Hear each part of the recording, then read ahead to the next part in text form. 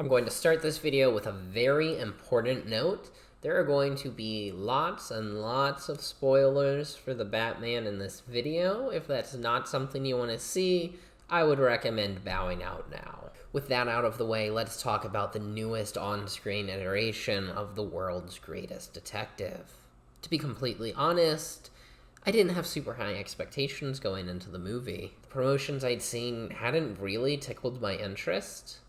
I found the Riddler's get-up to be rather amusing, as I did with the heavily eyeshadowed shots of Patterson I'd seen in trailers and other just sort of promotional materials put out by the marketing department. But once I actually sat down and settled into the theater and watched the movie, it all worked together so well. I won't pretend that The Batman was a perfect film, but I certainly enjoyed the hell out of it. And walking out of the theater, I knew there was something that I really wanted to talk about. How Matt Reeves The Batman takes a look at the fantasy of Batman. Obviously, Batman is a rather grounded superhero, all things considered. He's not flying about with laser vision or slinging through Gotham with super strength or anything. But at his core, there is a fantasy about Batman, about a single individual standing up to the crime-riddled city of Gotham and its underbelly while managing a massive corporation like Wayne Enterprises. Like most superheroes, Batman is really a power fantasy, and there's nothing wrong with that. Patterson's portrayal of Batman in this movie leaned into some of the not quite campier aspects of the idea, but the less realistic edges to a realistic superhero. It leaned into the slightly ridiculous idea of a young man clomping about the city in boots at night, claiming to be vengeance as he pummels criminals in the back of a subway station. That is our introduction to Patterson, the first scene we see his Batman in, after a bit of an opening monologue, is him just beating up a group of criminals who randomly assaulted a gentleman they encountered on the subway. And when the criminals ask him who he is, he just goes, "I am vengeance." This phrase seems to have become rather well known throughout Gotham during the short time the Batman has been active, 2 years by the movie's count. It's not the last time we hear him referred to as vengeance, but with a notable exception that we'll get to a little bit later, the only person who seems to take Bruce seriously when he says he is vengeance is Bruce. The Penguin refers to Batman as Mr. Vengeance, but always in a mocking tone to demonstrate just how little he really thinks of him. When Catwoman calls Bruce Vengeance, she's not doing it out of respect or even really acknowledgement. She's just trying to cajole him to join her in solving her personal vendetta against Falcone. The movie opens with Bruce pondering whether or not he's really made a difference in his 2 years as the Batman, as he goes about at night, risking his life, fighting people while only watching the city's crime rates climb higher. This is really the question that the movie tries to answer. Is the Batman enough? Not is he a good person. Not is he capable of winning a fist fight with somebody in a back alley, but is the idea of the Batman enough? Can Bruce's quest for vengeance really save Gotham as he fights against both the mob and the mysterious Riddler, whose crimes begin with the murder of Gotham's mayor and only become more extravagant and flamboyant, making him as notorious in the city as the Batman himself? The Riddler is posed as Gotham's first supervillain to rival Batman's superheroic status. Of course, not all of Gotham is completely comfortable with the masked vigilante.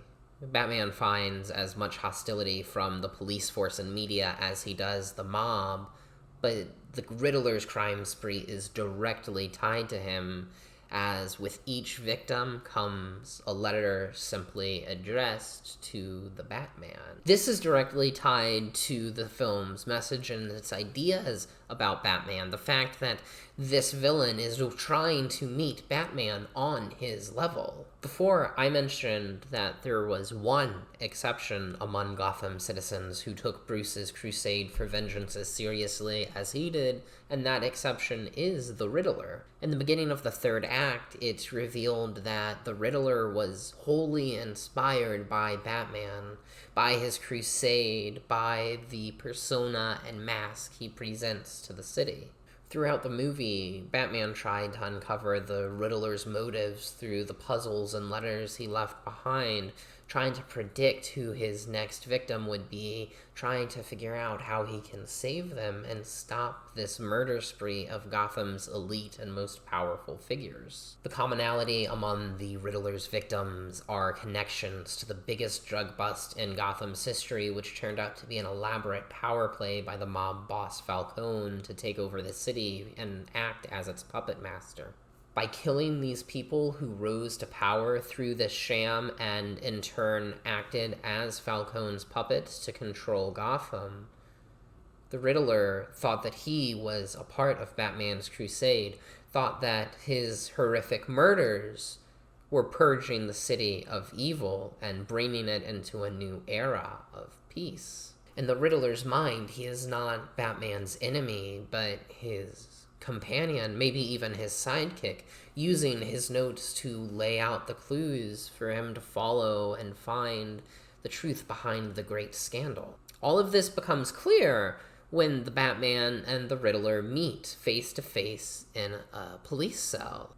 But not because Batman outwitted or outsmarted or even outfought the Riddler. They're only able to meet under such circumstances because the Riddler killed Falcone. Having completed his crusade, he simply surrendered to the police. He turned himself in so he could finally meet his hero in the flesh. But killing Falcone wasn't the end of the Riddler's plots either. He didn't want to just trim the rot from the edges of Gotham, but purge the city entirely. He set a plot in motion, detonating bombs around Gotham's seawall to flood the city while whipping an army of online supporters into a frenzy to assassinate Gotham's new mayor-elect. While Batman was successful in stopping the assassination and saving the mayor, he didn't stop the floods. He didn't uncover the truth behind any of the Riddler's plots. He didn't even manage to defuse a single bomb. By the time he understood what was going on, it was well too late. In short, the Batman failed. While Batman was able to stop the assassination, he could do nothing about the bombs. The wave of destruction that swept across Gotham was horrid and abrupt. In minutes, the city was just underwater. And Batman wasn't equipped to help Gotham with such a wide-scale disaster. Not only did he fail to uncover the Riddler's plot, he didn't really help. Not by himself. He stopped the assassination, but only with the help of Catwoman and Gordon. And he assists with the evacuation in the stadium that the entire final fight between the assassins goes on in. His help is really inconsequential in the face of the destruction wrought by his first great supervillain. When Batman went toe-to-toe with somebody with a determination and a will similar to his own, he failed. What this movie really does well is expose the flaws behind the fantasy of the mask and ask if the concept of the Batman can work. Batman models himself as the city's savior, the vengeful being they need to be cleansed of their woes. Yet his crusade inspires nothing but vengeance. The film does posit in a subplot that I feel could have been explored a little bit more, even though the movie was already quite long, where it questions whether being the Batman is the best thing Bruce Wayne can do for Gotham, or if he should attempt to follow in his father's footsteps of philanthropy and use his resources as Bruce Wayne not to enact vengeance in the dark, but to help the public at large, as it becomes clear that Bruce is doing nothing but financing